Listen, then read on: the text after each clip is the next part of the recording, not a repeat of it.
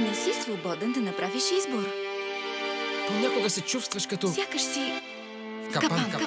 Закъснявам със седмица, те чакат ме. Извинявай, добре ли си? Нараних ли те? Прости ми, не исках, чуй ме, моля те. Обещавам, ще наваксам, заедно ще сме. Цялото време, че имаме, но това са глупости.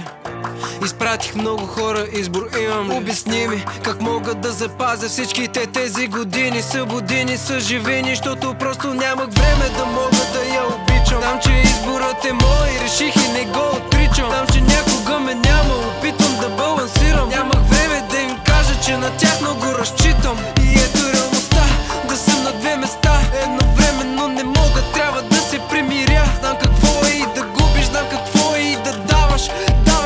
Даваш и не става, и не става, и не става. Дай ми време да изцина, отдавна изморен съм, трябва малко да почина. Искам да те видя, да ми кажеш тебе какво става. Обаче днес не мога, усещам, че изоставам. Дай ми време да изцина, отдавна изморен съм, трябва малко да почина. Какво способен съм още веднъж да им докажа, но искам и за тебе, никога да не си бавя. Лято бързо бе заменено от есента и пак ще се разминават представите ни с реалността. Стрелките казват, време е дошло да се събудим, да излезем устата пълна с откази, да се превърнем в образи, рисуващи желания за време. Никога е нямало кой да ни го вземе, сами сме го давали, не сме вярвали, за това не стига.